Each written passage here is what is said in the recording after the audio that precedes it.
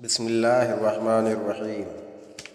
حضرت ابو طلحہ رضی اللہ تعالیٰ عنہ بیان کرتے ہیں کہ ہم مکانوں کے سامنے کی زمین پر بیٹھے ہوئے باتیں کر رہے تھے، اتنے میں رسول اللہ صلی اللہ علیہ وسلم تشریف لائے اور ہمارے پاس کھڑے ہو گئے۔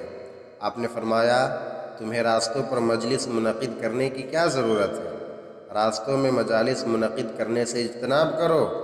ہم نے عرض کیا، یا رسول اللہ، ہم کسی برے قصد سے نہیں بیٹھتے، ہم بس آپس میں ہی بات چیت مذاکرہ کیا کرتے ہیں۔ آپ صلی اللہ علیہ وسلم نے فرمایا، اگر تم نہیں مانتے اور تمہیں راستوں پر بیٹھنا ہی ہے تو پھر راستے کا حق ادا کرو۔ صحابہ نے پوچھا، یا رسول اللہ، راستہ کا حق کیا ہے؟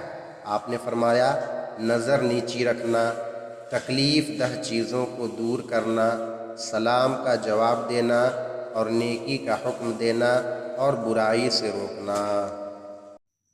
اس حدیث سے مقصود یہ ہے کہ راستوں میں بیٹھ کر باتیں کرنا مکروہ ہے، اور ممانعت کی وجہ یہ ہے کہ اس سے انسان فتنہ میں مبتلا ہو جاتا ہے، کیونکہ راستے سے اجنبی عورتیں گزرتی ہیں اور کبھی انسان ان کی نسوانیت یا ان کے حسن و جمال سے مسحور ہو کر ان کو دیکھنے لگتا ہے، یا ان کے متعلق غور و فکر کرتا ہے اور ان کو دیکھ کر شہوت انگیز خیالات آتے ہیں، یا کسی اور گزرنے والے شخص کے متعلق بدگمانی کرتا ہے، یا گزرنے والوں کو حقیر جانتا ہے، یا ان کی غیبت کرتا ہے، یا بعض اوقات سلام کا جواب دینا یا نیکی کا حکم دینا یا برائی سے روکنا بھول جاتا ہے، یا اپنی کسی مصلحت کی وجہ سے اس کو دانستہ ترک کر دیتا ہے۔ اس قسم کے اور دوسرے امور ہیں جن سے وہ گھر میں بیٹھ کر محفوظ رہتا ہے اور راستہ میں بیٹھ کر ان فتنوں میں مبتلا ہو جاتا ہے۔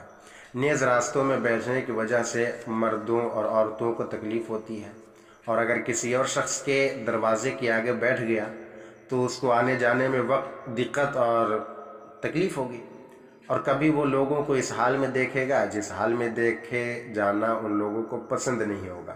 اور جب لوگ آپس میں بیٹھتے ہیں تو دوسروں کی غیبت کرتے ہیں، اور بعض لوگ دوسروں کی چغلی کرتے ہیں، اور بعض محض ہنسنے ہنسانے کے لیے دانستہ غلط بیانی کرتے ہیں اور جھوٹ بولتے ہیں، جھوٹے قصے چٹکلے سناتے ہیں۔ اس لیے سلامتی اسی میں ہے کہ راستے میں نہ بیٹھے، اور اگر بیٹھے تو نظریں جھکا کر رکھے، گزرنے والوں کو سلام کا جواب دے، میٹھی باتیں کیا کرے۔ جو شخص کسی جگہ کا راستہ نہ جانتا ہو اس کو راستہ بتائے۔ یہ ساری باتیں حسن کلام میں آتی ہیں۔ السلام علیکم۔